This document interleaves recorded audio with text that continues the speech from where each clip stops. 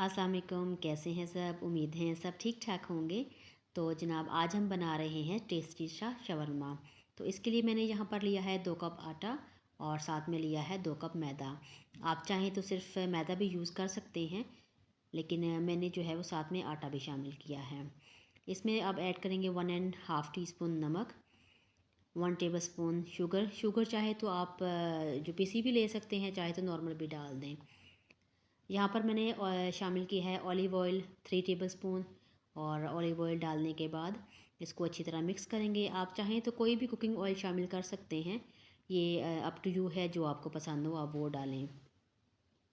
अच्छी तरह इसको मिक्स करने के बाद अब हम इसमें 2 टीस्पून जो है वो ऐड करेंगे इंस्टेंट ईस्ट। ईस्ट भी जो है कुछ लोग जो है वो अलग से पहले इसको एक्टिव करके डालते हैं, लेकिन मैंने इंस्टेंट ईस्ट डाली, इसको एक्टिव करने की ज़रूरत नहीं होती, आप डायरेक्टली भी मैदे में ऐड कर सकते हैं। और डो जो है वो हम नीम गर्म पानी से गूँदेंगे। डो हमेशा जो है वो नीम गर्म पानी से ही गूँधनी चाहिए, क्योंकि अगर आप ठंडे पानी से गूँधेंगे तो वो इतना अच्छा उसका रिज़ल्ट नहीं आता और उसको फूलने में बहुत टाइम लगता है। नीम गर्म पानी से ये है कि ये बहुत जल्दी एक्टिव हो जाता है और हमारी डो जो है वो बहुत अच्छे से राइज़ हो जाती है। यहाँ पर डो गूँधने के बाद हम इसको किसी गर्म प्लेस पर रखेंगे ताकि जल्दी से ये फूल जाए। और इसके ऊपर जो है वो लगाएंगे हम ऑयल, और इसके बाउल के साइड्स पर भी। अब जो है वो चिकन मैरिनेट करना है, उसके लिए लिया है मैंने 2 टेबलस्पून थिक वाला दही। साथ में ऐड किया 2 टीस्पून लहसुन और अदरक का पेस्ट।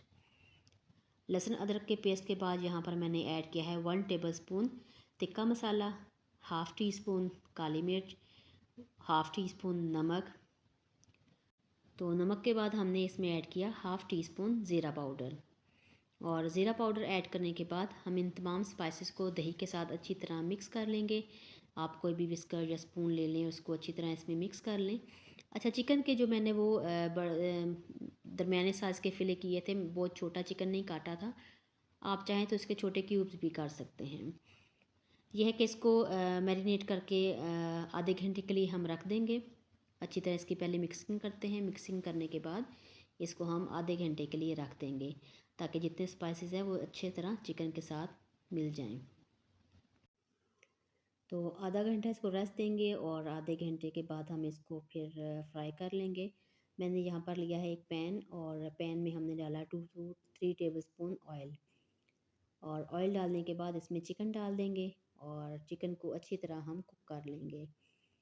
इसमें हम मज़ीद कोई पानी या और कोई चीज़ ऐड नहीं करेंगे। चिकन जो है वो, क्योंकि हमने इस पे दही भी लगाया हुआ है, तो दही और चिकन का जो अपना पानी होगा उसमें ही चिकन बहुत अच्छी तरह टेंडर हो जाएगा। अब देख लें, इसमें जो है वो चिकन ने थोड़ा सा साथ साथ पानी छोड़ा है और उसी पानी के साथ ये कुक होता रहेगा। तो थोड़ी थोड़ी देर बाद इसकी साइड चेंज करते रहेंगे ताकि जो कच्चा बीच में चिकन रह जाए तो वो भी साथ साथ पकता रहे। इसकी साइड चेंज करना बहुत ज़रूरी है। आप चाहें तो इसके ऊपर ढक्कन भी देकर इसको थोड़ी देर के लिए ढक कर रख सकते हैं। उससे ये है कि चिकन बहुत जल्दी पक जाएगा। तो अब जो है वो चिकन देखते हैं कितने परसेंट रेडी हो चुका है। तो चिकन जो है वो हमारा तो ऑलमोस्ट रेडी है जी। तो इस पॉइंट पर देखें, चिकन पर बहुत अच्छा सा कलर भी आ चुका है और ये रेडी है। अब इसको चिकन को हम अच्छी तरह ठंडा कर लेंगे, और ठंडा करने के बाद फोक की मदद से आप ऐसे इसको श्रेड कर लें। आप चाहें तो इसको जो है वो चॉपर में डालकर भी श्रेड कर सकते हैं। उसमें यह है कि फिर पीस जो है वो बहुत छोटे छोटे हो जाएंगे। तो हमें थोड़े से जो है इतना पीस चाहिए कि वो बाइट के नीचे आए, तो चिकन का एक अलग सा फ्लेवर फील हो। अब हमने लिया है half cup carrots, half cup जो है खीरा लिया है, हाफ़ कप से थोड़ा सा कम शिमला मिर्चें थी, साथ में कुछ टमाटर और जो है बंद गोभी। आप चाहें तो यहाँ पर प्याज भी शामिल कर सकते हैं। तो हमारे ये है कि बच्चे प्याज इतना खाते नहीं हैं इसमें, तो मैंने इसलिए ऐड नहीं किया। अब इसमें बाकी जो हमने चिकन श्रेड करके रखा था वो डाल दिया है। मैंने यहाँ पर हाफ़ ऐड किया है क्योंकि हाफ़ जो है वो मैं बेटी के लिए बनाऊँगी, तो वो जो है वो वेजिटेबल्स नहीं खाती बीच में, तो इसलिए उसके लिए मैंने अलग कर लिया था। अब ये सारी चीज़ें हमारी मिक्स हो चुकी हैं। अब बनाते हैं हम पिज़्ज़ा के लिए वाइट सॉस। तो वाइट सॉस के लिए मैंने यहाँ पर ले लिया 6 टेबल स्पून दही। और दही ऐड करने के बाद हमने 3 to 4 टेबल स्पून जो है वो मायोनीज़ ऐड करना है। अगर आपको मायोनीज़ ज़्यादा पसंद हो तो आप ज़्यादा भी ऐड कर सकते हैं। मायोनीज़ ऐड करने के साथ हमने इसमें बिल्कुल थोड़ा सा हाफ़ टी स्पून से भी कम नमक था वो ऐड किया और इसको अच्छी तरह मिक्स कर लिया। और मिक्स करने के बाद अब हम इस सॉस को करते हैं साइड पर, और साथ में जो है वो रेड सॉस बनाने के लिए एक अलग से बाउल लेते हैं। एक अलग बाउल में वाइट सॉस में से थोड़ा सा सॉस इसमें ऐड किया और 4 टेबल स्पून मैंने ये वाइट सॉस लिया, और साथ में इसमें जो है हम डालेंगे टमाटो केचप। टमाटो केचप जो है वो तकरीबन 3 to 4 टेबल स्पून था, और इसको डाल के अच्छी तरह मिक्स कर लेंगे। अच्छी तरह मिक्स करने के बाद अब हम इसमें ऐड करेंगे half tea spoon black pepper. Black pepper डालने के बाद इसको एक दफ़ा दोबारा अच्छी तरह मिक्स कर लेंगे, और मिक्स करने के बाद मैंने इसको थोड़ा सा तीखा बनाने के लिए जो है वो चिली गार्लिक सॉस भी जो है वो ऐड किया है। और ये ऐड करने के बाद एक दफ़ा इसको दोबारा अच्छी तरह मिक्स कर लेंगे तो हमारी रेड सॉस भी जो है वो रेडी है।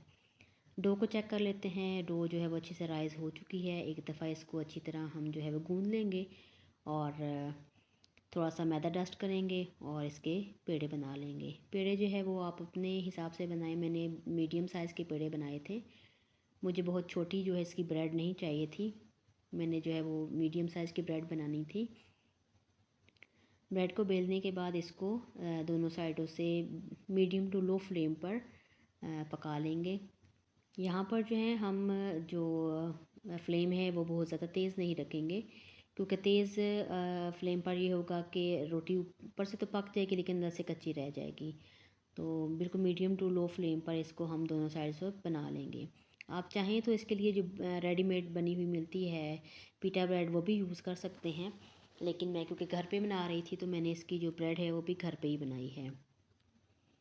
जी, तो पीटा ब्रेड जो है वो हमारी रेडी हो चुकी हैं। तो इनको थोड़ा सा ठंडा करने के बाद हम इनकी असेंबलिंग करेंगे, और इसमें हम जो सबसे पहले जो लगाएंगे वाइट सॉस, और वाइट सॉस लगाने के बाद इसको अच्छी तरह फैला लेंगे अपनी ब्रेड के ऊपर। और अब ऐड करेंगे जो रेड सॉस बनाई थी वो, और रेड सॉस डालने के बाद जो हमने इसका स्टफिंग बनाई थी वो इसके ऊपर ऐड करते हैं, और ऐड करने के बाद इसको ऐसे रोल कर लेंगे। आप चाहें तो इसको यहाँ होल्ड करने के लिए टूथपिन भी यूज़ कर सकते हैं, और बटर पेपर से जो है इसको कवर कर लेंगे। अब दूसरी ब्रेड लेते हैं। ये मैं चिकन वाली बनाने लगी हूँ। पहले वाली में ये कि वेजिटेबल्स भी थी, तो इस पर हम चिकन जो है वो रख देंगे और इसको भी रोल करके इस पर बटर पेपर लगा लेंगे। और बटर पेपर लगाने के बाद हमारी मज़ेदार सा शवरमा रेडी है। आपको हमारी रेसिपी कैसी लगी? पसंद आए तो लाइक ज़रूर कीजिएगा, और हमारे चैनल को भी सब्सक्राइब ज़रूर कीजिएगा। मिलते हैं नेक्स्ट वीडियो में, जब तक के लिए अल्लाह हाफिज़।